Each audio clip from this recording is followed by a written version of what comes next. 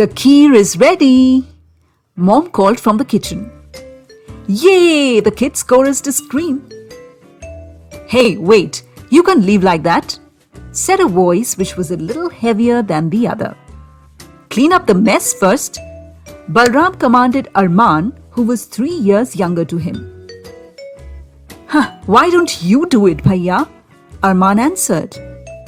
I have cleared mine. These shards of paper, gum stick and the scissors are your litter. And if you don't clear the mess, you know what happens, right?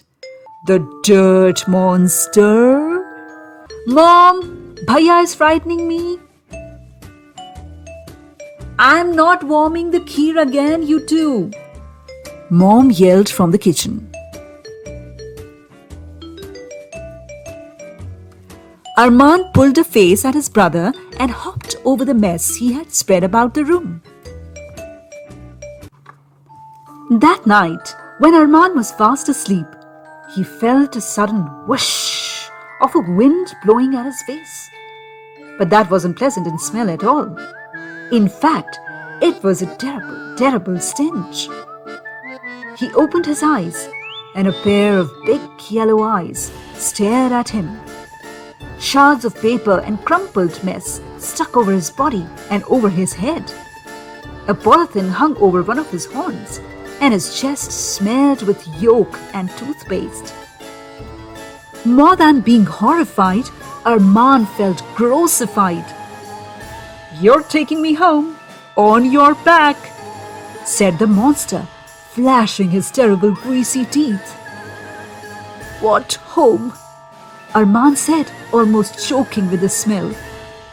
The monster smiled and pointed to the dustbin across the corridor in the drawing room.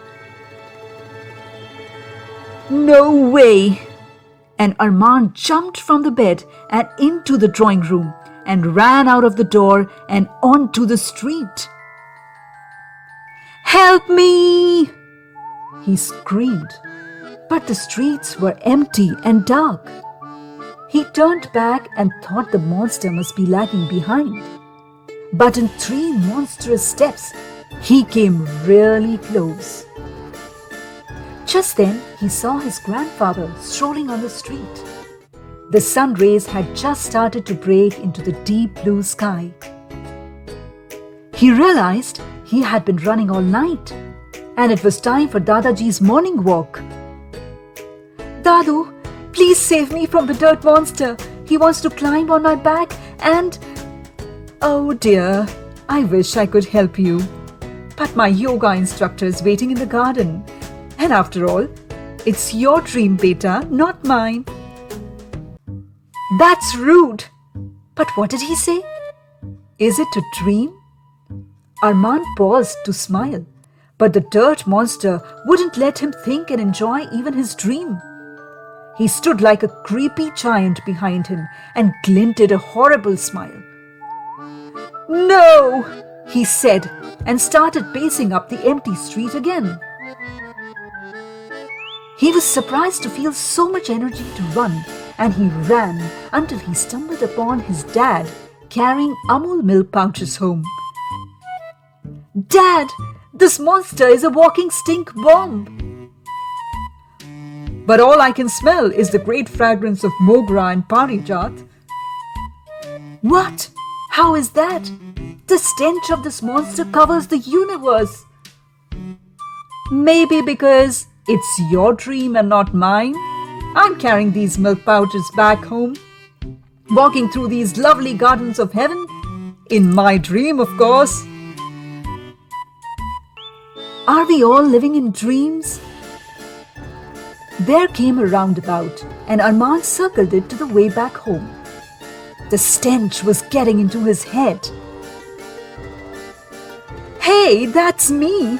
Why are you taping me to the wall? Armaan saw his brother in their room. Because, brother, it's my dream. Ha ha ha!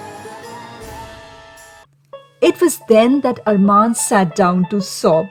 He sobbed so loud that he woke up his mom. He knew by her smile that she knows of an escape.